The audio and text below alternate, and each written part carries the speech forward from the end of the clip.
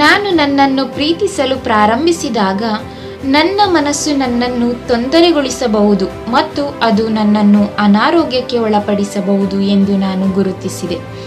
ಆದರೆ ನಾನು ಅದನ್ನು ನನ್ನ ಹೃದಯಕ್ಕೆ ಜೋಡಿಸಿದಂತೆ ನನ್ನ ಮನಸ್ಸು ಅಮೂಲ್ಯವಾದ ಮಿತ್ರವಾಯಿತು. ಇಂದು ನಾನು ಈ ಸಂಪರ್ಕವನ್ನು ಹೃದಯದ ಬುದ್ಧಿವಂತಿಕೆ ಎಂದು ಕರೆಯುತ್ತೇನೆ. ನಾವು ಇನ್ನು ಮುಂದೆ ನಮ್ಮೊಂದಿಗೆ ಅಥವಾ ಇತರರೊಂದಿಗೆ ವಾದಗಳು, ಘರ್ಷಣೆಗಳು ಅಥವಾ ಯಾವುದೇ ರೀತಿಯ ಸಮಸ್ಯೆಗಳಿಗೆ ಭಯಪಡುವ ಅಗತ್ಯವಿಲ್ಲ. ನಕ್ಷತ್ರಗಳು ಸಹ ಘರ್ಷಣೆಗೊಳ್ಳುತ್ತವೆ ಮತ್ತು ಅವುಗಳ ಕುಸಿತದಿಂದ ಹೊಸ ಪ್ರಪಂಚಗಳು ಹುಟ್ಟುತ್ತವೆ. ಅದು ಜೀವನ ಎಂದು ಇಂದು ನನಗೆ ತಿಳಿದಿದೆ. ನೀವು ನಗುತ್ತಿದ್ದರೆ ಜೀವನವು ಇನ್ನೂ ಯೋಗ್ಯವಾಗಿದೆ ಎಂದು ನೀವು ಕಂಡುಕೊಳ್ಳುವಿರಿ.